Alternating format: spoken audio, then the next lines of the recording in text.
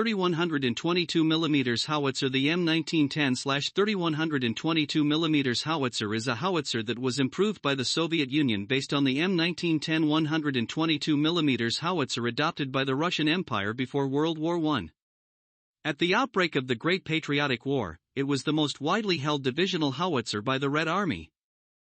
The M1910 howitzer is a 122mm howitzer developed by the French company Schneider, and it was supplied in far greater numbers to the Russian Imperial Army than its rival, the Krupp Company's M1909 howitzer, which was developed around the same time. It served as the main division howitzer of the Russian Imperial Army during World War I. After the Russian Revolution, it was operated by the Red Army of the Soviet regime and was used in the Civil War against the anti-revolutionary White Army, as well as during the military incursions against the newly independent Poland.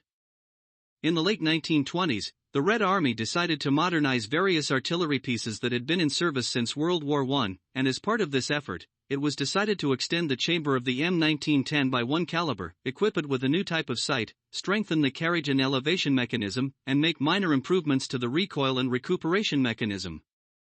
The improved artillery was given the official designation M1910/3122mm howitzer.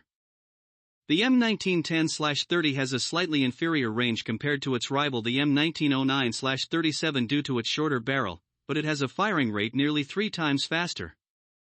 The elevation angle has been improved from 20 degrees to 45 degrees, and the extended chamber can accommodate 6 powder bags in the cartridge, which has increased its range.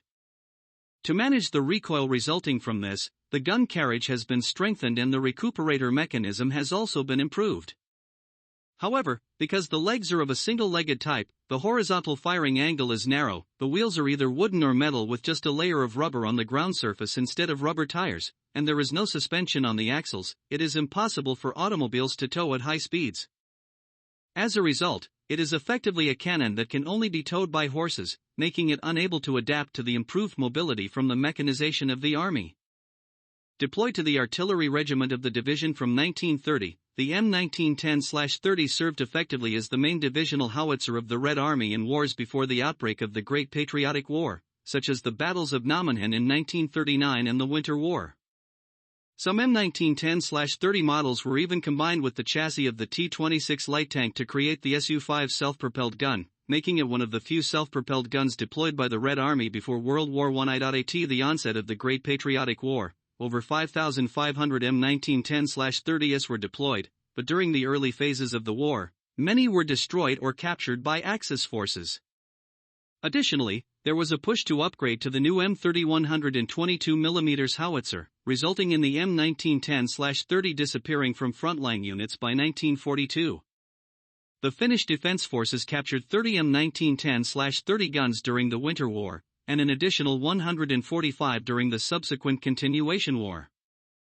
In 1944, they received 72 from Nazi Germany. These M1910/30 guns were used in battles against the Soviet Army as the 122H/10-30.